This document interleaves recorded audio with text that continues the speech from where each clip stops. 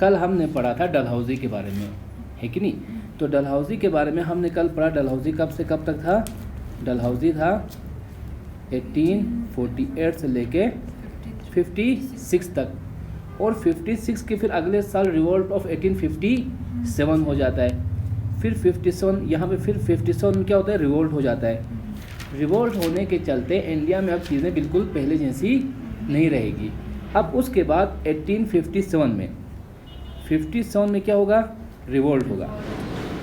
Revolt होने के बाद अब इंडिया में चीज़ें सही नहीं रहेंगी। अब जो ब्रिटिश गवर्नमेंट है यूके में, अब वो बहुत एक बड़ा एक डिसीजन ले लेता है। वो होता है गवर्नमेंट ऑफ इंडिया एक्ट 1858। अब ये एक नया एक्ट पास करेगा ब्रिटिश पार्लियामेंट।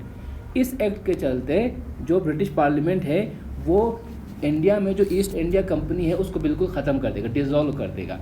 तो अब यहाँ आगे से क्या होगा कि जो ईस्ट इंडिया कंपनी है वो एकदम ख़त्म हो गई, और उसकी जगह पे अब जो ब्रिटिश इंडिया में जो यहाँ पे ईस्ट इंडिया कंपनी ने जो भी टेरिटरीज ऑक्यूपाई कर रखी थी, जो भी टेरिटरीज उसके अंडर थे, किसके अंडर? ईस्ट इंडिया कंपनी के अंडर। अब वो सारे टेरिटरीज आएंगे सीधे ब्रिटिश क्राउन के अंदर। तो ब्रिटिश में मोनार्क है, वहाँ पे राजा है, या क्वीन विक्टोरिया हुआ करती थी उस वक्त। तो अब सीधे जो इंडियन टेरिटरीज थी जो ईस्ट इंडिया कंपनी के अंडर होती थी, अब वो किसके अंडर आती है? ब्रिटिश एम्पायर या ब्रिटिश गवर्नमेंट या ब्रिटिश मोनार्क के अंडर आएंगी। ये एक सबसे इम्पोर्टेंट पॉइंट है। तो यहाँ पे जो होगा, देखो अब यहाँ पे हो क्या रहा है कि लॉर्ड कैनिंग आएगा डलहौजी के बाद।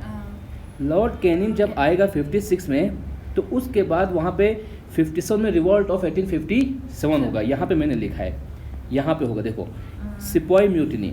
रिवॉल्ट ऑफ 1857 को क्या बोलते हैं? सिपॉय म्यूटिनी, क्योंकि म्यूटिनी से ना बगावत हो गया। तो ये जो बगावत स्टार्ट करी थी ये फौजियों ने ही करी थी। अब उस वक़्त क्या हुआ कि जो उस वक़्त मेनली जो फौजीज थे उनको एक नए किस्म का एक राइफ़ल यूज़ करना पड़ता था, राइफ़ल बंदूक। तो उस बंदूक में क्या था कि उनको जब गोलियां भरनी होती थी तो कुछ एक प्लास्टिक से एक चर्बी टाइप का कुछ उनको काटना था। अब उसमें ये बोला जाता था कि उस चीज़ों में क्या होता है कि उसमें सुअर की चर्बी होती थी या फिर गाय का चर्बी, कुछ ऐसा रिलेटेड। तो उसके चलते जो फौजी थे उन्होंने उन हथियार को या उन राइफल्स को यूज़ करना इनकार कर दिया। अब वो कुछ हिंदू थे, कुछ मुस्लिम थे। अब पिग्स मुस्लिम के अगेंस्ट हो गए, मुस्लिम रिलीजस के अगेंस्ट हुआ, काउस हिंदू रिलीजस के अगेंस्ट हुआ। तो ये चीज़ जो है उनको अब क्या करती है? फाइनली बगावत करने पे मजबूर कर देगी। तो यहाँ पे जो फौजी हैं, जो इंग्लिश, देखो वहाँ पे इंग्लिश ईस्ट इंडिया कंपनी है कि नहीं है, उसमें जो फौजी रिक्रूट हैं वो आधे तो इंडियंस हैं। अब भले ही वो जो भी हो एंड में तो इंडियंस थे। अब उन्होंने उस चीज़ को लेकर रिवॉल्ट करते हैं। तो ये स्टार्ट होता है फौजियों के रिवॉल्ट से। तो वहाँ पे एक जनरल कोई बंदा होता है भरतपुर में जो अपने अफसर का नहीं मानता है और अफसर को मार देगा। फिर ये चीज़ फैलती जाती है। तो पूरे नॉर्थ इंडिया में, अगर यहाँ पे ये मैप देखोगे तो ये जो म्यूटिनी है वो यहाँ कोलकाता में, ये बंगाल में स्टार्ट होती है, यहाँ पे एक जगह होती है। फिर वो आगे स्टार्ट होकर पूरे यहाँ इंडिया में फैल जाएगी। तो उसको हम क्या बोलते हैं? सिपॉय म्यूटिनी, या उसको बोलते हैं रिवोल्ट ऑफ 1857। तो ये एक पहला पॉइंट है क्वेश्चन आपके लिए कि रिवोल्ट ऑफ 1857 को क्या कहते हैं? दूसरा सिपॉय म्यूटिनी कहते हैं। एक पॉइंट ये हुआ कब था? 1857 में। तो 57 में जो गवर्नर जनरल था वो कौन था? 57 में जो गवर्नर जनरल था वो था लॉर्ड कैनिंग। अभी हम उसी के बारे में पढ़ रहे हैं यहाँ पे, है ना। 56 से लेकर 62 तक लॉर्ड कैनिंग था। तो यहाँ पे जो लॉर्ड कैनिंग होता है उसके टाइम पे रिवोल्ट ऑफ 1857 होगा। अब ये 2-4 पॉइंट रिवोल्ट ऑफ 1857 के रिलेटेड आपने याद रखने हैं। पहला पॉइंट, इसको सिपॉय म्यूटिनी कहते हैं या रिवोल्ट ऑफ 1857 कहते हैं। दूसरा, उस वक़्त इस रिवोल्ट पे बाद में जाके इंडियंस ने इस पे बुक्स लिखे।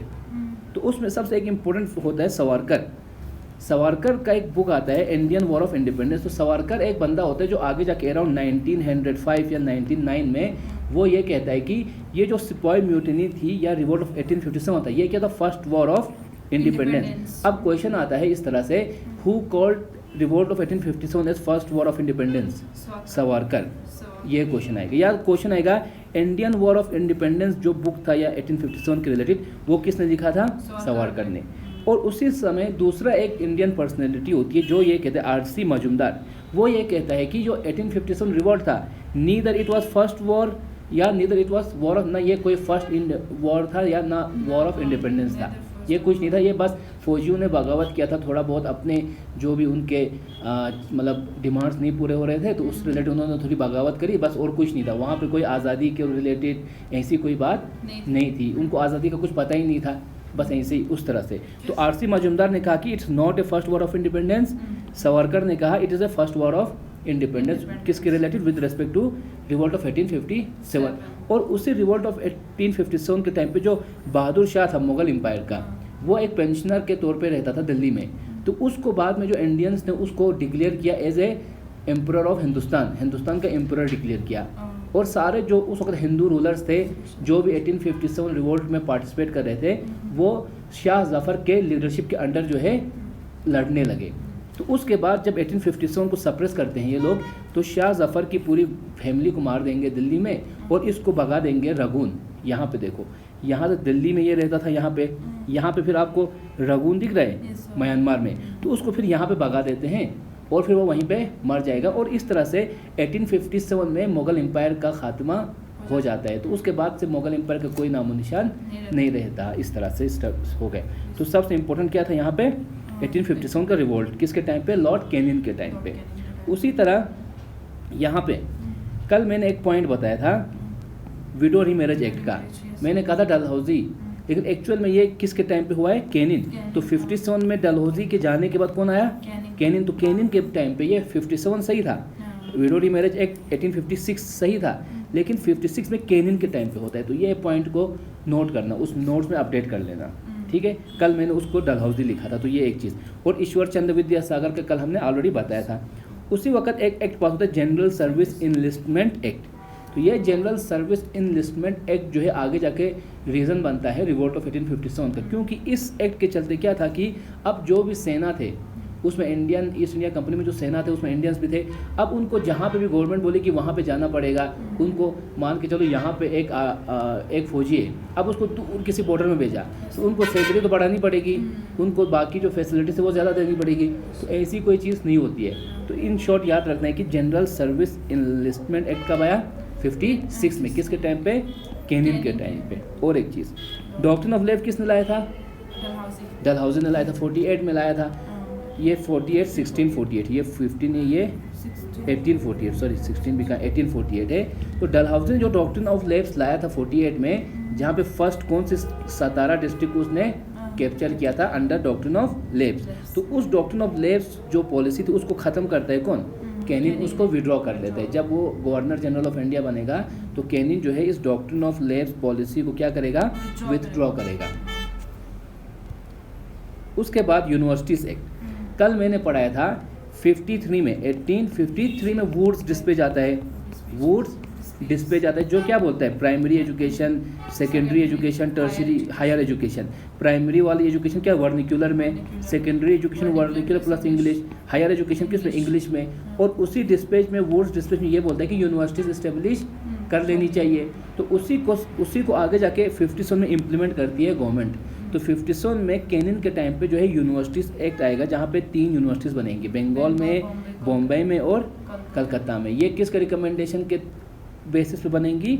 वुड्स डिस्पेच के रिकमेंडेशन के बेसिस पे कैनिंग के टाइम पे बनेंगी यूनिवर्सिटीज़। तो ये क्वेश्चन आएगा कि जो यूनिवर्सिटीज़ एक्ट था या फिर यूनिवर्सिटीज़ जो बने थे वो किसके टाइम पे बने थे? कैनिंग के टाइम पे बने थे। ये एक पॉइंट। उसके बाद हमने सिपाही म्यूटिनी अभी पढ़ लिया है कि नहीं।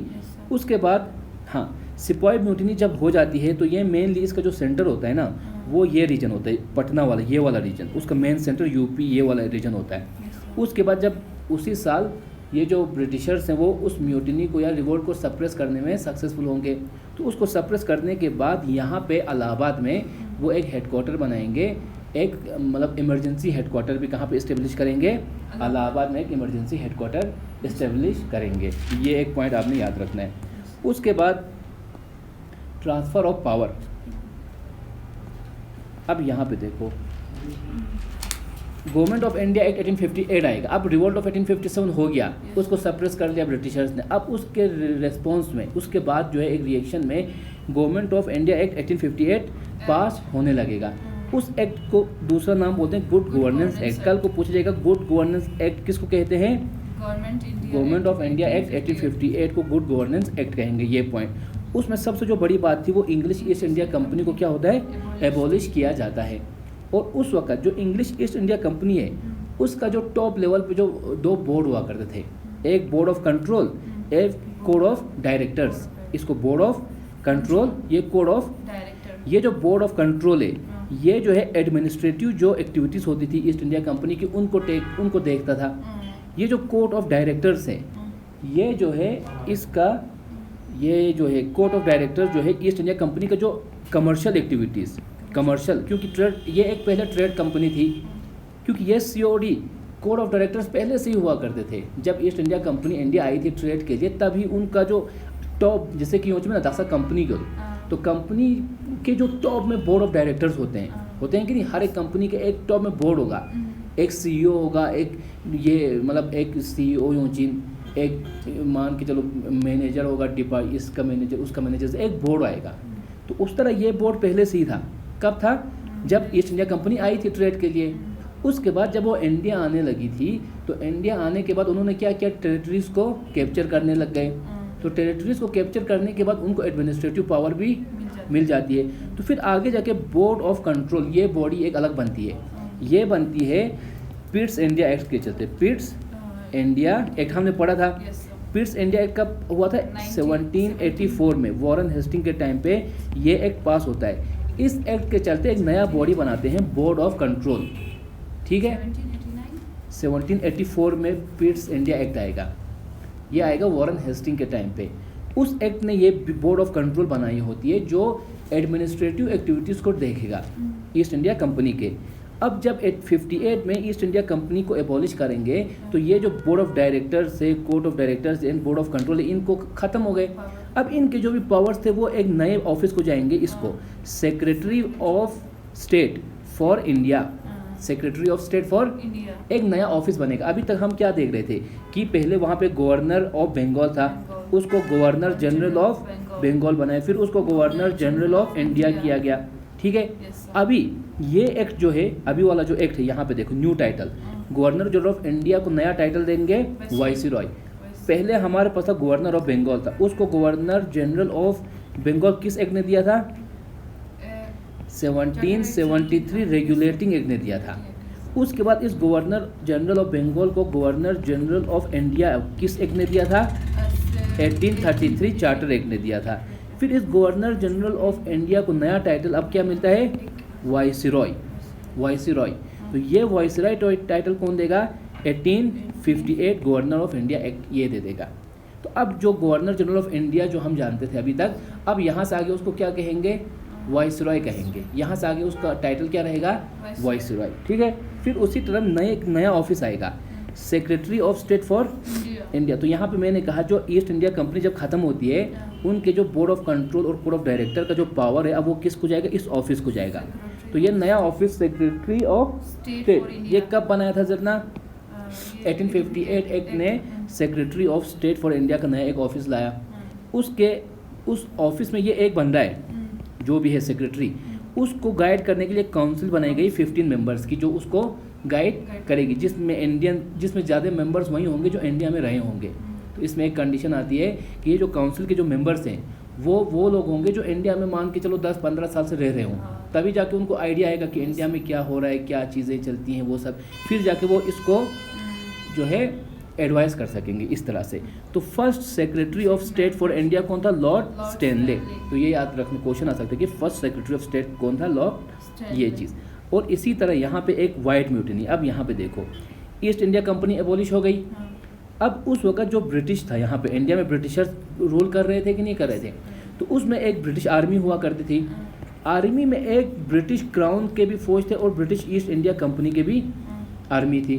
तो ब्रिटिश आर्मी में एक क्राउन मतलब जो गवर्नमेंट वहाँ पे यूके में जो गवर्नमेंट है उसकी तरफ से, ये जो ईस्ट इंडिया कंपनी है ये तो प्राइवेट कंपनी है, ये एक सेना इनकी होती थी।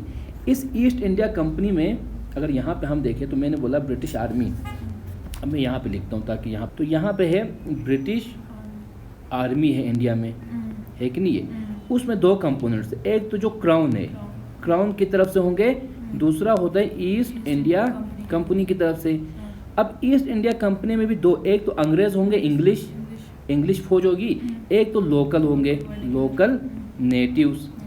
और इन्हीं लोकल फोर्सेस ने कौन सा रिवोल्ट किया था? रिवोल्ट ऑफ 1857, जिसको हमने क्या बोला था? सिपाही म्यूटिनी किया था ये चीज़। अब आगे क्या होगा कि आगे जाके अब यहाँ पे जो ईस्ट इंडिया कंपनी है इसको 1858 का जो एक्ट आएगा वो इसको क्या करेगा? डिसॉल्व करेगा।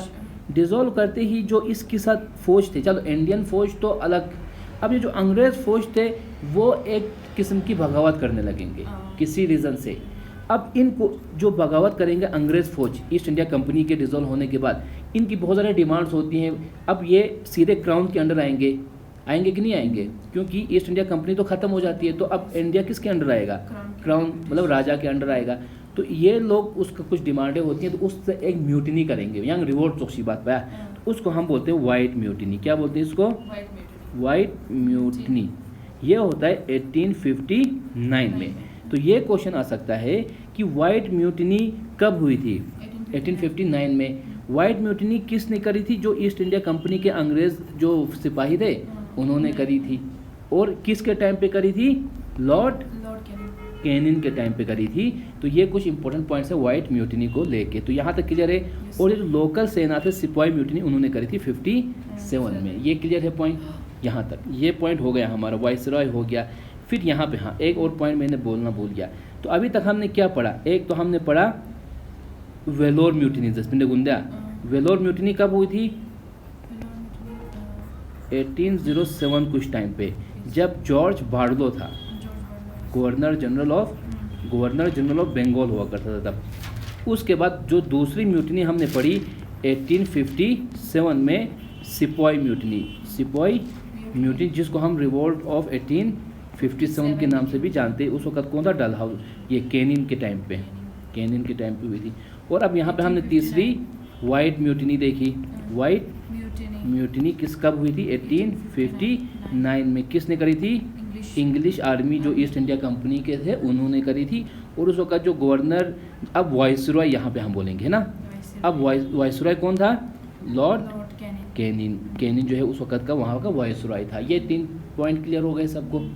उसके बाद यहाँ पे हम नेक्स्ट क्या है यहाँ पे, तो ये सारी चीज़ें हमने देख ली। उसके बाद IPC इंडियन पीनल कोड जस्पिना। इंडियन पीनल कोड कब आया था? 1860 में आया था। कल मैंने बोला था मैक्यूले, तो मैक्यूले था वो मास्टरमाइंड था इसके बनाने के पीछे का। लेकिन ये जो इंडियन पीनल कोड स्टार्ट करता है मैक्यूले, क्योंकि 1833 जो एक्ट आता है वो एक लॉ कमीशन लाएगा। लॉ कमीशन का काम होता है लॉ बनाना, मतलब इंडिया में जो भी उस वक्त कस्टम्स हुआ करते थे उसके बेसिस पे एक लॉ बनाएगा वो मैक्यूले। इसका फर्स्ट चेयरमैन कौन होता है? मैक्यूले। तो वहीं इस काम को स्टार्ट करते हैं और 1860 में IPC जो है कंप्लीट होकर इफेक्ट में आ जाता है। तो इंडियन पीनल कोड कब इफेक्ट में है? 1860 में। उस वक्त गवर्नर या वाइसरॉय कौन था? Lord Canning. ये पॉइंट। उसके बाद इसी के टाइम पे, कैनिन के टाइम पे एक नया एक्ट आएगा, इंडियन काउंसिल एक्ट। इधर आगे हम 3 इंडियन काउंसिल एक्ट, आगे जाके हम 3 इंडियन काउंसिल एक्ट पढ़ेंगे। एक तो ये वाला 1861, एक आगे आएगा 1892 में, फिर एक आगे आता है 1909 में। तो ये 3 इंडियन काउंसिल एक्ट आएंगे अलग अलग टाइम पीरियड में। तो सबसे फर्स्ट वाला किसके टाइम पे आएगा? लॉर्ड कैनिन के टाइम पे आएगा। ये एक पॉइंट। तो इंडियन काउंसिल एक्ट कब आया? 1861 में लॉर्ड कैनिन के टाइम पे आ गया। तो इसने जो है ना ये 4 इंपॉर्टेंट पॉइंट्स याद रखने। पोर्टफोलियो सिस्टम जो अभी हमारे पास है, जैसे कि फाइनेंस मिनिस्टर दूंगा, होम मिनिस्टर, तो उधर होम पोर्टफोलियो उसको मिला। फाइनेंस मिनिस्टर को फाइनेंस का पोर्टफोलियो, एक्सटर्नल अफेयर मिनिस्टर यूँ मंदा एक। तो कल मैंने क्या कहा था कि एक गवर्नर जनरल काउंसिल होती है। पहले ये गवर्नर जनरल काउंसिल के पास एग्जीक्यूटिव भी पावर थे और लेजिस्लेटिव भी पावर थे। लेकिन फिर आगे जाके 1853 चार्टर एक्ट, उसने क्या किया, ये जो गवर्नर जनरल के एग्जीक्यूटिव पावर्स अलग करे, लेजिस्लेटिव पावर अलग कर दिए। यहाँ पे मैं इसको लिख देता हूँ ताकि तुम लोगों को याद रहेगा। तो मैं कह रहा था कि गवर्नर जनरल एक काउंसिल होती है। पहले इसी गवर्नर जनरल काउंसिल के पास एग्जीक्यूटिव पावर भी थे, लेजिस्लेटिव पावर्स भी थे। फिर आगे जाके 1853 चार्टर एक्ट, जो चार्टर एक्ट ऑफ 1853 आता है वो क्या करता है, ये जो गवर्नर जनरल जो काउंसिल है उसमें एग्जीक्यूटिव काउंसिल को अलग करेगा, लेजिस्लेटिव काउंसिल को अलग करेगा। और ये जो लेजिस्लेटिव काउंसिल का मतलब क्या हो गया कि ये लॉ बनाएगी, ये लॉ इम्प्लीमेंट करेगी, दासा से एग्जीक्यूटिव चुकसाया। तो उसके बाद यहाँ पे जो इस लेजिस्लेटिव काउंसिल को क्या कहने लगे, इंडियन लेजिस्लेटिव काउंसिल भी इसको कहने लगे, क्योंकि ये पूरे इंडिया के लिए लॉ बनाते थे जो भी ब्रिटिश टेरिटरी थी। उसके बाद अब आगे जो कि अभी हम क्या पढ़ रहे हैं, इंडियन काउंसिल एक्ट 1861। इसने क्या किया, ये जो गवर्नर जनरल एग्जीक्यूटिव काउंसिल है, अब ये एग्जीक्यूटिव काउंसिल है ना, इसमें पोर्टफोलियो सिस्टम लाया। पोर्टफोलियो सिस्टम मींस कि एक बंदा होगा वो मान लो होम अफेयर्स को डील करेगा, दूसरा बंदा होगा वो एक्सटर्नल अफेयर्स को डील करेगा, तीसरा बंदा होगा वो फाइनेंस अफेयर को डील करेगा, ये चौक्षिक। तो आज जो हमारे पास अलग अलग पोर्टफोलियो सिस्टम है उसकी स्टार्ट कहाँ से होती है, इस 1861 एक्ट के चलते। और ये एक्ट किसके टाइम पे आता है, लॉर्ड कैनियन के टाइम पे आता है। ये एक पॉइंट क्लियर हुआ। उसके बाद यहाँ पे दूसरा पॉइंट क्या लिखा है, devolution of legislative powers to Bombay and Madras presidency. तो उस दिन मैंने कहा था जब ये चार्टर एक्ट ऑफ 1833 आता है, इसने क्या किया, गवर्नर जनरल ऑफ जो बंगाल था उसको चेंज किया गवर्नर जनरल ऑफ इंडिया में। और उस वक्त वो कौन था, वॉरेन हेस्टिंग्स था। जब ये गवर्नर जनरल ऑफ बंगाल था उस वक्त यहाँ पे अगर ये हम मैप बनाए तो यहाँ पे है बंगाल की प्रेसिडेंसी, यहाँ पे मद्रास प्रेसिडेंसी, यहाँ पे बॉम्बे प्रेसिडेंसी थी। इस टाइम से पहले क्या था कि यहाँ पे ये जो प्रेसिडेंसी से वो अपने एरिया में के लिए लेजिस्लेचर खुद से बना सकते थे, लेजिस्लेचर मतलब लॉ बना सकते थे। लेकिन जब ये एक्ट आता है, ये एक्ट क्या करते हैं, जो गवर्नर जनरल ऑफ बंगाल है उसको बना देता है गवर्नर जनरल ऑफ इंडिया, और उसके बाद सारे पावर इसी के पास दे देता है। अब जो है यहाँ पे इस एक्ट के बाद जो गवर्नर जनरल ऑफ इंडिया है वही लॉ बना सकता है, बम्बई के लिए भी वही लॉ बना सकता है मद्रास के लिए। इट्स लाइक कि अभी दिल्ली में है प्राइम मिनिस्टर, मान के चलो सिर्फ प्राइम मिनिस्टर हर स्टेट के लिए लॉ बना सकता है, तो वो हो गया सेंट्रलाइजेशन, हुआ कि नहीं हुआ, पावर एक ही जगह सेंटर हुआ। अब उसी पावर को वापस मैं दे रहा हूँ, मान के चलो स्टेट्स अपने लिए खुद लॉ बनाएगा तो उसको क्या बोलेंगे, डिसेंट्रलाइजेशन। डिसेंट्रलाइजेशन मीन्स पावर अब सबके पास चला गया। अब मान के चलो अभी हम लोग 6 शेड्यूल मांग रहे हैं, एक बार अगर हमें 6 शेड्यूल मिलेगा तो जो हमारे काउंसिल्स होंगे उनको बहुत पावर मिलेगा, पावर ज़्यादा मिलेंगे तो ये लोग अपने हिसाब से करगिल के लिए लॉ बना सकेंगे, तो उसको डिसेंट्रलाइजेशन बोलेंगे। अभी क्या है, सब कुछ सेंटर दिल्ली से कर रहे हैं तो उसको सेंट्रलाइजेशन बोलेंगे। क्लियर हुआ। तो 1833 ने क्या किया, सेंट्रलाइजेशन ऑफ पावर किया था। फिर इस चीज़ को वापस इन्हों को वापस कब देता है, 1861 में जो चार्टर एक्ट आएगा वो इस बम्बई को और मद्रास, तो बम्बई और मद्रास को जो लेजिस्लेटिव पावर थे वापस दे देता है। तो उसको क्या बोलेंगे, लेजिस्लेटिव डिसेंट्रलाइजेशन बोल सकते हैं कि नहीं बोल सकते हैं, या इसको हम बोल सकते हैं लेजिस्लेटिव डिवोल्यूशन, क्योंकि वापस दे दिया पावर सेंटर से। तो ये दूसरा पॉइंट हुआ। उसके बाद जो इंडियन लेजिस्लेटिव काउंसिल थी जो अभी हमने पढ़ा, अब एग्जीक्यूटिव काउंसिल अलग हो गई, लेजिस्लेटिव काउंसिल, तो लेजिस्लेटिव काउंसिल में पहले 6 थे, अब उसका नंबर बढ़ा दिया 12। अब सबसे इम्पोर्टेंट पॉइंट क्या थी कि पहले जो इंडियन लेजिस्लेटिव काउंसिल जो बॉडी थी जो लॉ बनाती थी इंडिया के लिए, अब उस बॉडी में पहले सारे अंग्रेज हुआ करते थे। कौन थे, सारे अंग्रेज। अब ये जो एक्ट है 61 का, ये क्या बोलता है कि इसमें 6 से 12 तो टोटल 12 कर दिया मेंबर, उसमें क्या होंगे, 3 इंडियंस होंगे। अब इन इंडियंस को जो है उस वक्त जो वाइसरॉय था वो अपने हिसाब से 3 इंडियंस को वहाँ पे अपॉइंट करेगा। तो जो फर्स्ट 3 इंडियंस थे जिनको इस इंडियन लेजिस्लेटिव काउंसिल में इसको इंपीरियल लेजिस्लेटिव काउंसिल भी बोलेंगे या इंडियन लेजिस्लेटिव काउंसिल, एक ही बात है। काउंसिल मतलब उस वक्त का पार्लियामेंट चौकसी गया। तो उसमें 3 इंडियंस को होंगे, दियो नारायण, डिंडेकर राव रघुनाथ और नरेंद्र सिंह। अब ये याद कैसे रहेगा, उस दिन हमने पढ़ा था एंग्लो मराठा वॉर में रघुनाथ राव एक तरफ होता है, नारायण राव होते हैं, नारायण राव को मार देता है रघुनाथ राव, फिर पेशवा बनता है। याद है, कुछ याद है उस चीज़ का? तो वहाँ पे रघुनाथ और नारायण का हमने स्टोरी पढ़ा हुआ था। अगर नहीं याद है तो उस लेक्चर को ओपन करके फिर से पढ़ लेना, तो वहाँ पे ये स्टोरी आप फिर से एक बार देखोगे ना तो ये नाम आपको इजीली याद रहेंगे, क्योंकि नारायण, रघुनाथ और फिर नरेंद्र, फिर से नारायण करोगे तो ये तीनों इजीली उस तरह से याद रहेंगे। तो ये 3 बंदे थे जिनको फर्स्ट टाइम इंडियन काउंसिल में जगह मिलती है। तो यहाँ से क्या हो गया, लोकल रिप्रेजेंटेशन अब आने लगी इंडियन एडमिनिस्ट्रेशन में। अभी तक हर एक चीज़ अंग्रेज कर रहे थे, लेजिस्लेटिव काउंसिल भी अंग्रेज की थी, एग्जीक्यूटिव काउंसिल भी अंग्रेज भी थी। अब यहाँ पे फर्स्ट टाइम लेजिस्लेटिव काउंसिल में इंडियन आ गए, भले ही वो गवर्नमेंट खुद से डिसाइड करेगी, लेकिन इंडियंस का एंट्री अब लेजिस्लेटिव काउंसिल में यहाँ से हो जाता है। और फिर ऑर्डिनेंस पावर। अब ये जो लेजिस्लेटिव काउंसिल है वो लॉ बनाती है, लेकिन इस वाइसरॉय के पास ऑर्डिनेंस पावर है। ऑर्डिनेंस मीन्स कि वाइसरॉय अपने से भी लॉ बना सकता है। ये हमने पॉलिटी में पढ़ा था ऑर्डिनेंस पावर को, ये चीज़। उसके बाद इसी केनिन के टाइम पे इंडियन हाई कोर्ट एक्ट पास होगा। तो क्वेश्चन ऐसे आता है कि इंडियन हाई कोर्ट एक्ट कब पास हुआ था, एक आएगा कब पास हुआ था जरना, 1861। किसके टाइम पे पास हुआ था जरना, केनिन के टाइम पे। ये पॉइंट क्लियर है।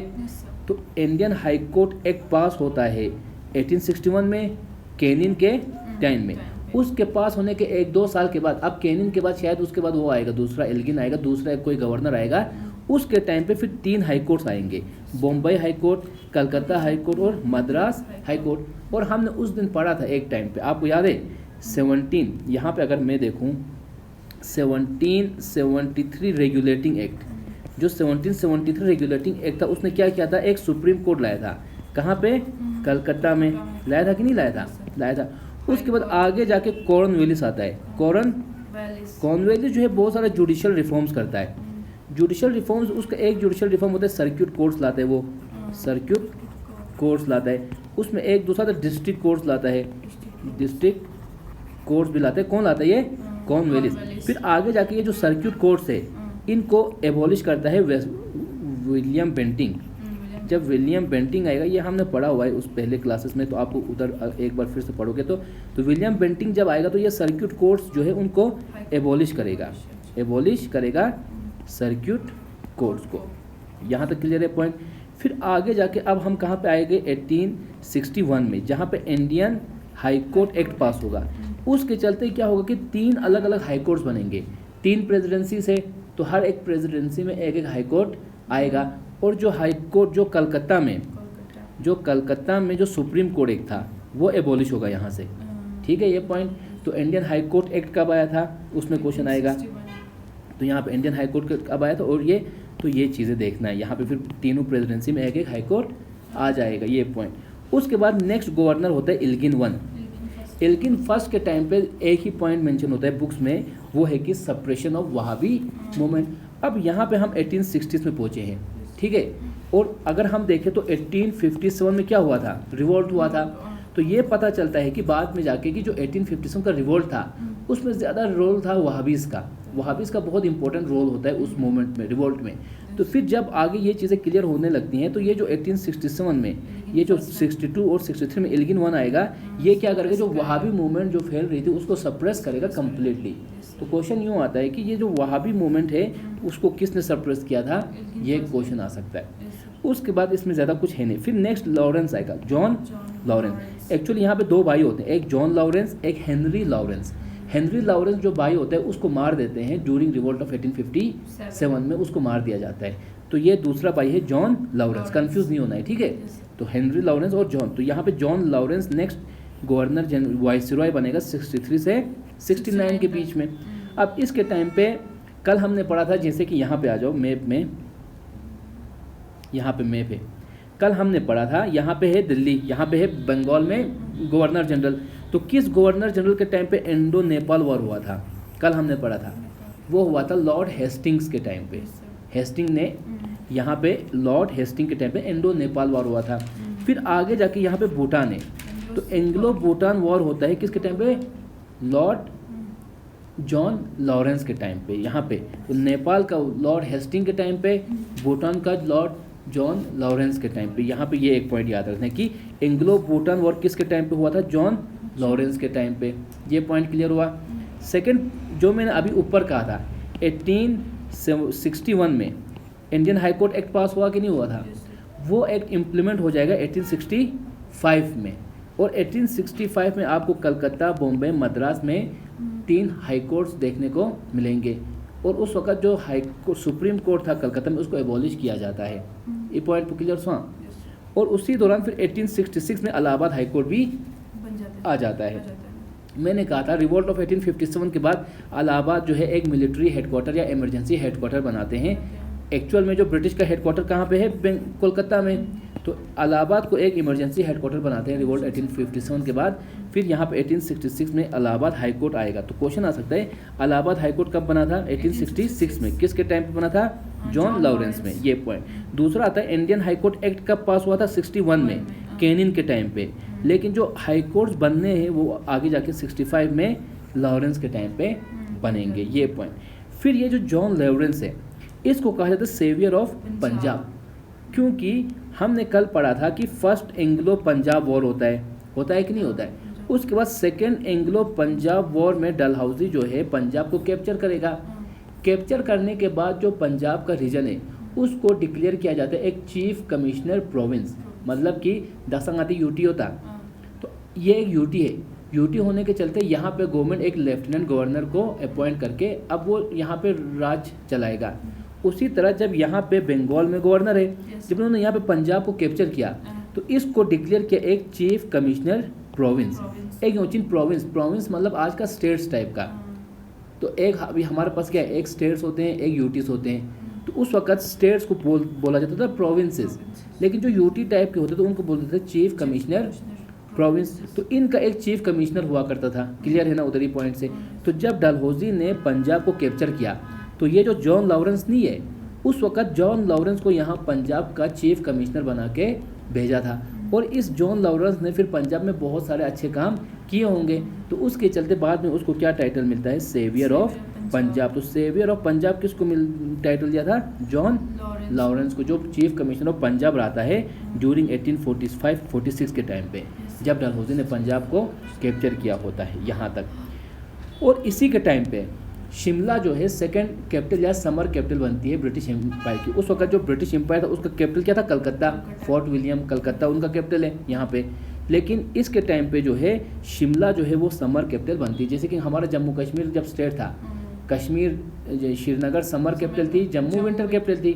तो उसी तरह से यहाँ पे जॉन लॉरेंस 64 के टाइम पे जो शिमला है उसको डिक्लेयर करता है एज ए समर कैपिटल। यहाँ पे ये क्लियर है। उसके बाद जो नेक्स्ट क्वेश्चन यहाँ से आता है फॉरेस्ट डिपार्टमेंट। अभी हमारे यहाँ पे देखो, अभी हमारे इंडिया में ministry of environment and forest है, एक कंप्लीट अलग डिपार्टमेंट। मतलब फॉरेस्ट डिपार्टमेंट अलग ही है जो फॉरेस्ट को टेक केयर करता है। तो ये जो फॉरेस्ट डिपार्टमेंट फर्स्ट टाइम लाया गया था, किसने लाया था? इसके टाइम पे, लॉरेंस के टाइम पे, जॉन लॉरेंस के टाइम पे फर्स्ट टाइम। क्योंकि आगे यहाँ पे आपको आएंगे अलग अलग डिपार्टमेंट। क्वेश्चन इसमें आता है कि किस गवर्नर के टाइम पे कौन सा डिपार्टमेंट बना था। जैसे कि उस दिन हमने पढ़ा था दिल्ली सल्तनत में, अगर आपको याद होगा तो दिल्ली सल्तनत में हमने पढ़ा था आर्मी का डिपार्टमेंट ऑफ आर्मी। किसने लाया था? बलबन ने लाया था। बलबन के टाइम पे एक डिपार्टमेंट ऑफ आर्मी आता है। उसके बाद आगे जाकर डिपार्टमेंट ऑफ कॉमर्स लाया था। किसने लाया था? अलाउद्दीन खिलजी ने लाया था। आगे जाके एक डिपार्टमेंट ऑफ एग्रीकल्चर आता है। किसने लाया था? मोहम्मद बिन तुगलक ने लाया था। तो इसी तरह से अब ब्रिटिश के टाइम पे हम आएंगे तो ब्रिटिश के टाइम पे अब यही चीज़ों को अगर मैं यहाँ पे देखूँ तो अभी तक हमने क्या पढ़ा? Department of forest. तो ये फॉरेस्ट डिपार्टमेंट किसके टाइम पे आ गया? जॉन लॉरेंस के टाइम पे आ गया, अराउंड 1864-65 के टाइम पे। तो ये इस तरह से क्वेश्चन आ सकता है। दिल्ली सल्तनत में इस तरह से हमने पढ़ा हुआ है। तो क्वेश्चन इस तरह से डिपार्टमेंट ऑफ फॉरेस्ट। अब फॉरेस्ट डिपार्टमेंट लाया तो एक फॉरेस्ट के लिए लॉ भी लाएगा। तो इंडियन फॉरेस्ट एक्ट भी इसी के टाइम पे फर्स्ट टाइम, अभी भी अलग, जैसे कि मतलब फॉरेस्ट सिलसिला उसमें पढ़ा था फॉरेस्ट एक्ट के बारे में शायद। तो अभी फॉरेस्ट को रिलेटेड कोई लॉ तो होना चाहिए ना, जो फॉरेस्ट के रिलेटेड गवर्नेंस का हमें बता सके। तो वो चीज़, तो फर्स्ट टाइम फॉरेस्ट एक्ट किसके टाइम पे आया था? जॉन लॉरेंस के टाइम पे। यहाँ पे फर्स्ट टाइम किसका आया था? जॉन लॉरेंस 1865 में इंडियन फॉरेस्ट एक्ट आया था। ये पॉइंट। उसी तरह से ये दो पॉइंट याद रखो। कल हमने पढ़ा टेलीग्राफ कब आया था? 1853 में, जब कलकत्ता से आगरा के बीच में फर्स्ट मैसेज भेजा गया था टेलीग्राफ के थ्रू 1853 में डलहौजी के टाइम पे। तो कहीं पे मैंने एक क्वेश्चन देखा, इसलिए इस पॉइंट को मैंने ऐड किया था कि इंडिया में तो कब आया था? 53 में। फर्स्ट टेलीग्राफ इंडिया और यूरोप के बीच में फर्स्ट टाइम टेलीग्राफ कब यूज़ हुआ था? जरना 65 में, काफ़ी टाइम, लगभग 18 साल के बाद इस तरह से। और एंग्लो भूटानीज वॉर उसी रिलेटेड होता है, तो इस टेम्पल कमीशन ज़रूरत नहीं है। तो एंग्लो भूटानीज वॉर किसके टाइम पे हुआ था? जॉन लॉरेंस के टाइम पे। इसी सामने नेपाल है, इंडियो नेपाल वॉर किसके टाइम पे हुआ था? हेस्टिंग्स के टाइम पे। हेस्टिंग्स के टाइम पे हुआ था अराउंड 1818 में। इनकी एक ट्रीटी भी होती है, ट्रीटी ऑफ सगोली जिरचिन। और मास्टरली इन एक्टिव पॉलिसी। देखो अभी यहाँ पे कल हमने पढ़ा था कि ये जो ब्रिटिश एम्पायर है यहाँ पे ब्रिटिशर्स वो हमेशा किसी न किसी, देखो वो बर्मा के साथ भी लड़े थे कि नहीं लड़े थे, भूटान के साथ भी लड़ते हैं, आज पढ़ा हमने, नेपाल के साथ भी वो लोग लड़े थे। इसी तरह यहाँ पे सिंध को भी वो कैप्चर करेंगे, इसी तरह अफ़गानिस्तान को भी वो अटैक करते हैं। तो कल हमने पढ़ा था अफ़गानिस्तान में फर्स्ट टाइम कौन अटैक करता है?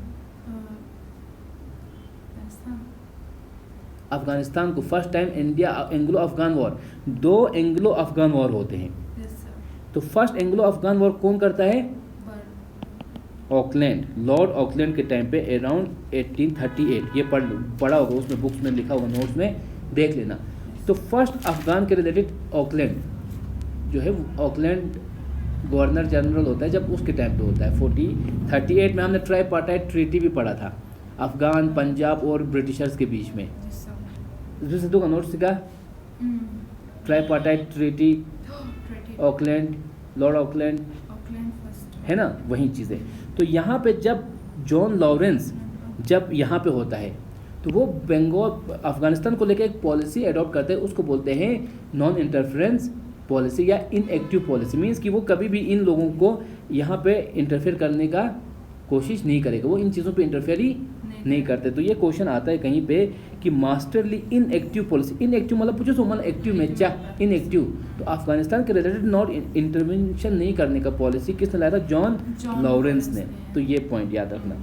फिर उसके बाद यहाँ तक हुआ, फिर आएगा मायो, लॉर्ड मायो के रिलेटेड देखो, ये देखो यहाँ पे डिपार्टमेंट ऑफ रेवेन्यू कब आया था? डिपार्टमेंट ऑफ कॉमर्स और डिपार्टमेंट ऑफ एग्रीकल्चर।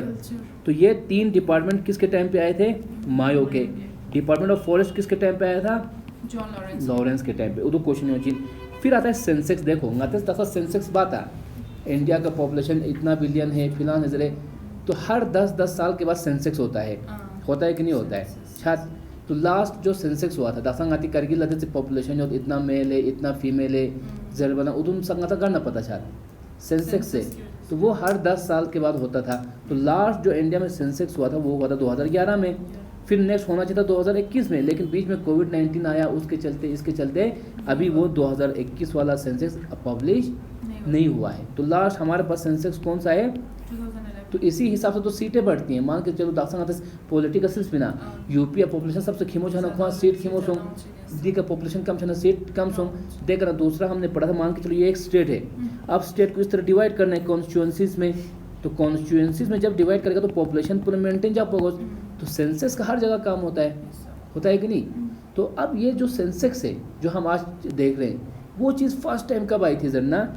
72 में। जब 72 में मायो जो गवर्नर था, वाइसरॉय था, उसने फर्स्ट टाइम ये जो बंगाल रीजन है वहाँ पे सेंसस कराया था। अब यहाँ पे 2 पॉइंट याद रखना, मैंने लिखा देखो 81 में और 72 में।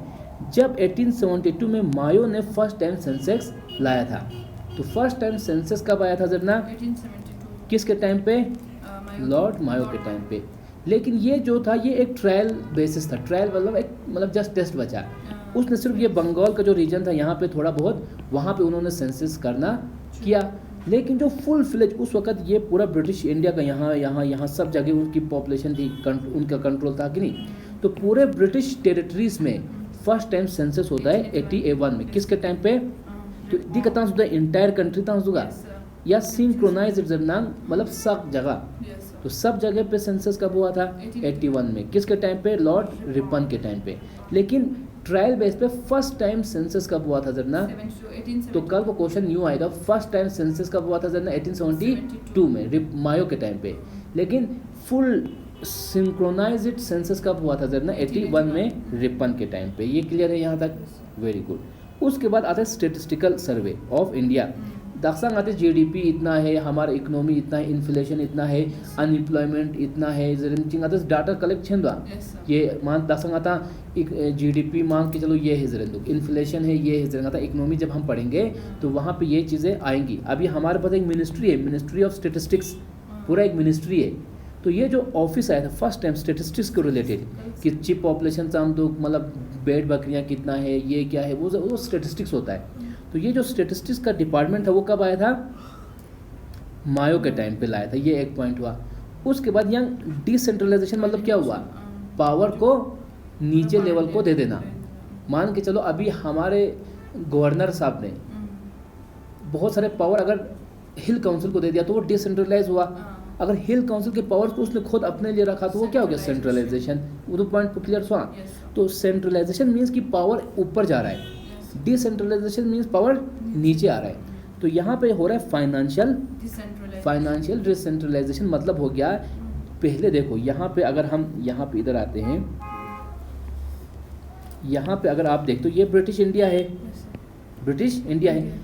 अब यहाँ पे है गवर्नर जनरल ऑफ बंगाल या जिसको आप वाइसरॉय कहते हैं।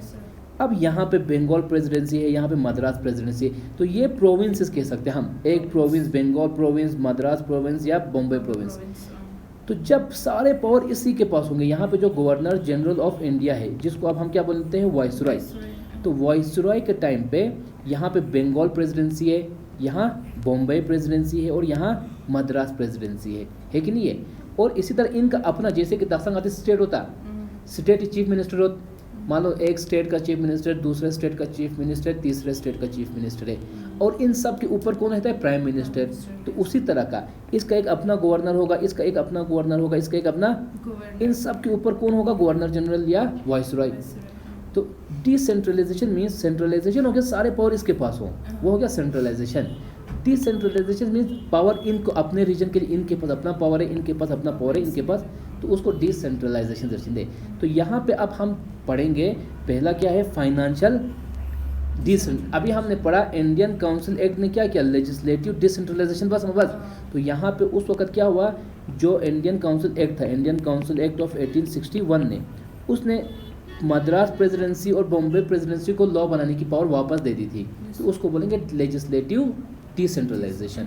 अब यहाँ पे हम बोलते हैं, इधर बोलते हैं फाइनेंशियल, मतलब कि अब ये जो टैक्स कलेक्शन के पावर से, मान के चलो दशंगाती करगिल हिल काउंसिल को पावर दिया कि आप इनकम टैक्स, कॉर्पोरेट टैक्स आप खुद कलेक्ट करो, जरा बनाओ, उधर चीज़ फाइनेंशियल डिसेंट्रलाइजेशन। तो ये जो लोकल नीचे गवर्नमेंट्स आती हैं, जैसे कि यहाँ सेंट्रल, प्रोविंस और लोकल, तो नीचे वाले गवर्नमेंट्स को टैक्स कलेक्शन की पावर दे देता है, तो उसको हम बोलेंगे फाइनेंशियल डिसेंट्रलाइजेशन। तो क्वेश्चन इस तरह से आएगा। इसी चीज़ को हम बोलते हैं मायो रेजोल्यूशन। मतलब मायो रेजोल्यूशन हो गया एक काइंड ऑफ ऑर्डर सोशिक पास सौंपाया, ऑर्डर एक पास किया मायो ने, जिसमें उसने कहा कि लोकल गवर्नमेंट्स या प्रोविंशियल गवर्नमेंट्स को अब पावर होगा कि वो अपने से टैक्स कलेक्शन कर सकते हैं, उस टाइप का। तो फाइनेंशियल डिसेंट्रलाइजेशन किसने लाया था जरना, लॉर्ड मायो ने। दूसरा आता है मायो रेजोल्यूशन। मायो रेजोल्यूशन ही इसी फाइनेंशियल डिसेंट्रलाइजेशन को बोलेंगे। 1870 में मायो ने लाया था, जहाँ पे उसने प्रोविंशियल और लोकल गवर्नमेंट्स को टैक्सेशन पावर्स दिए थे, तो उसको हम बोलेंगे फाइनेंशियल डिसेंट्रलाइजेशन। ये क्लियर है। उसके बाद मायो के टाइम पे दो कॉलेजेस ये क्वेश्चन आते हैं, एक अजमेर में, एक गुजरात में, मायो कॉलेज और राजकोट कॉलेज। ये दो कॉलेज बनाया जाता है मायो के टाइम पे। इनका मेन पर्पस होता है, जो उस वक्त प्रिंसेस होते हैं, प्रिंसली स्टेट्स बहुत सारे थे, उनमें जो शहजादे होते हैं प्रिंसेस, उनको पॉलिटिकल नॉलेज और इन सब को लेके ट्रेनिंग चिकनाचा उसके लिए बनाया गया था। उस दिन हमने बनाया था फोर्ट विलियम कॉलेज। किसके लिए था वो, सिविल सर्विस एस्पिरेंट, जो सिविल सर्वेंट्स थे, जो ऑफिसर्स थे, उनको ट्रेनिंग के लिए बनाने की बात हुई थी। तो यहाँ पे मायो कॉलेज और राजकोट कॉलेज अजमेर में, गुजरात में, तो इस तरह से पूछ सकते हैं। उसके बाद आज के टाइम पे हमारे पास इंडियन एविडेंस एक्ट चलता है कि मान लो कोई क्राइम हुआ तो उसमें जो एविडेंस आएगा क्या आएगा। जैसे कि एक रूल होता है कि तुम अपने अगेंस्ट एविडेंस नहीं दे सकते हो। मान के चलो खेरा कोर्ट का खेस माना खोज ना चिप सात सुगजेस, अब तुम नहीं बोलो हाँ जो नस सात सज्जू जरेंगारे जरे उधर जर बेंच में, तुम्हारा अपने अगेंस्ट गवाही जो है वो एक्सेप्टेबल नहीं है। तो गवाही तांग का रूल क्यों चिंदे, जैसा आती इस्लामी कहीं लोग 3 लड़कों का गवाही होना चाहिए। लड़कियों का माना गवाही माना खोज एक्सेप्ट नहीं बात है, बोमो ने गवाही एक्सेप्ट नहीं, उनका तो मतलब बात ही नहीं मानते हैं। तो 3 लड़कों का गवाही होना चाहिए जरूरत। तो इस तरह से हर एक एविडेंस का रूल होता है। तो उदू रूल नाती दक्षा का रूल एक्ट हिसाब की बात इंडियन एविडेंस एक्ट, क्योंकि हमने उस दिन पढ़ा था, क्वेश्चन आते हैं, उस दिन आया था इंडियन एजुकेशन एक्ट कब पास हुआ था, फिलहाल एक्ट कब पास हुआ था, जरूरत समझ तो क्वेश्चन। तो हिस्ट्री में ऐसे क्वेश्चन आ सकते हैं, इंडियन एविडेंस एक्ट कब पास हुआ था 72 में मायो के टाइम पे, ये पॉइंट याद रखना है। फिर मायो एक, उस दिन मैंने एक बात बताई थी, कौन सा गवर्नर जनरल ऑफिस के टाइम पे मर गया था, जाकिर हुसैन। तो प्रेसिडेंट मरा था जो ऑफिस के टाइम पे जिसकी डेथ हुई थी। कौन सा गवर्नर, हाँ? कौन सा गवर्नर जनरल जो है ब्रिटिश के टाइम पे सबसे बड़ा ऑफिस कौन था? गवर्नर जनरल का। तो कौन सा गवर्नर जनरल था जो ऑफिस के टाइम पे ही मरा था, मतलब जो गवर्नर जनरल होते हुए मर गया था? कॉर्नवेलिस। जब वो 1805 में वापस आएगा सेकंड टाइम के लिए, तो उस वक्त उसकी डेथ हो जाती है। उस तरह का मैंने कुछ पढ़ाया था। अब यहाँ पे देखो, मायो जो है पहला गवर्नर जनरल बोल सकते हो या वाइसरॉय, जो भी कहोगे, ठीक है, कंफ्यूज मासो आया। तो मायो, अब यहाँ पे मैंने बोला जो ब्रिटिश थे, इन्होंने यहाँ पे बर्मा को भी कैप्चर किया हुआ था, नीचे अंडमान निकोबार आइलैंड को भी कैप्चर किया था। तो ये जो मायो है गवर्नर जनरल या वाइसरॉय, ये पहला गवर्नर जनरल या वाइसरॉय होता है जो अंडमान निकोबार आइलैंड को विजिट करता है। और उसी विजिट के टाइम पे वहाँ पे वो किसी एक जेल में जाएगा, क्योंकि ये बंदा जो है ना काफ़ी मतलब ज़बरदस्त नजर आया, क्योंकि ये सैनिटेशन और हेल्थ पे इसने बहुत काम किया था। और ये विज़िट करने गया कि वहाँ के जेलों में क्या हालत है, प्रिजनर्स की हालत क्या है, सैनिटेशन कैसा है, वहाँ पे पानी वानी ठीक दुगा जरिल तासों। वहाँ जाने के बाद वहाँ पे एक बंदा होता है, उसका नाम होता है शेर अली, एक कैदी होता है। तो शेर अली एक बंदा होता है जिसने अपने कज़िन को, किसी चाचे को मारा होता है, तो उसके चलते उसको सजाए मौत जोशिता से छुपाया, जो जेल ज़िंदगी भर जेल में रहेगा। तो वो बंदा यहाँ पे होता है अंडमान आइलैंड में एक जेल में। तो जब मायो जो है वहाँ पे पहुँचता है अंडमान आइलैंड में, उस जेल में जब विज़िट करता है देखने के लिए, तो ये जो शेर अली बंदा है वो उस पे चाकू से अटैक कर देता है और उसको मार देता है। तो फर्स्ट गवर्नर जनरल या फर्स्ट वाइसरॉय जो मारा गया था ड्यूरिंग उसके ऑफिस के टाइम पे, तो वो कौन था? फर्स्ट आगे जाके और एक आएगा जब हम इंडियन स्ट्रगल मूवमेंट पढ़ेंगे, तो जो भगत सिंह थे और जो बाकी फ्रीडम फाइटर्स थे वो लोग भी उस वक्त वाइसरॉय को मारने के अटेम्प्ट्स करेंगे।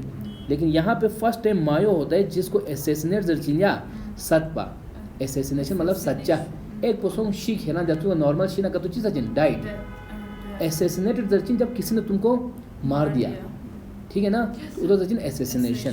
तो एसेसिनेशन हुआ था मायो का 1872 में अंडमान आइलैंड में, वहाँ पे एक जेल में गया था। उसको कहा किसने मारा? शेर अली, वहाँ पे एक कैदी था। और बाद में जब पूछा जाता है यार मायो को तुमने क्यों मारा, क्या दुश्मनी इसके साथ बना? मुझे अल्लाह को हुक्म आया था तो मैंने मारा था ज़रिंदुक लो, इस तरह से एक स्टोरी होती है। तो कौन सा मायो जो है फर्स्ट टाइम जिसको डेथ हुई थी ऑफिस के टाइम पे। नॉर्थ ब्रुक नेक्स्ट आएगा, उसके टाइम पे कूका मूवमेंट होगा। कूका मूवमेंट पंजाब में एक मूवमेंट होता है, दक्षिण मूवमेंट तो अंगाती रिलीजियस रिफॉर्म चुचा, मतलब यार माहौल ख़राब हो गया, सब रिलीजियस को फॉलो नहीं करते हैं, सब वेस्टर्न एजुकेशन को लेके मतलब बिगड़ गए हैं। जरंगाती हूँ तो मुआशरे का जैसे गुंदे अंगाती थी का ब्यामा थांगा उसो मछा चुस सुस मछा चुस टीएफसी मछा चुस शेख नज़ीर उदू चीज़ रिंगाती माहौल ख़राब छेद फिलान छेद जरंगातियों में तो हर जगह वही होता है।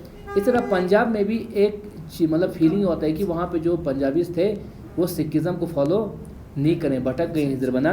वहाँ पे एक मूवमेंट स्टार्ट होती है कूका मूवमेंट, जहाँ पे उनका यही होता है कि सिख जो है अपने रिलीजियस ड्यूटीज से दूर भाग रहे तो उनको सुधारना है ज़रा। कूका मूवमेंट उसी को बोलते हैं, कुछ नहीं इसमें।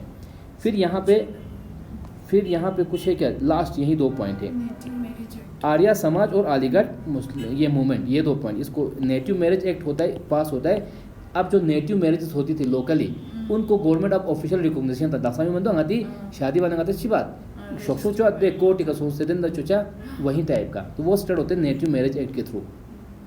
फिर आएगा आर्या समाज, गुंदा तो ब्राह्मो समाज सिलसिला, ये इंपॉर्टेंट है। ये 2 पॉइंट दोनों इंपॉर्टेंट है, क्वेश्चन इनमें से बहुत एग्जाम्स में इन दोनों में क्वेश्चन आता है, ना इंपॉर्टेंट नहीं चाहिए। अब सुनो अच्छे से, आर्या समाज ब्राह्मो समाज सिलसिला गुंदा थे। ब्राह्मो समाज कब आया था?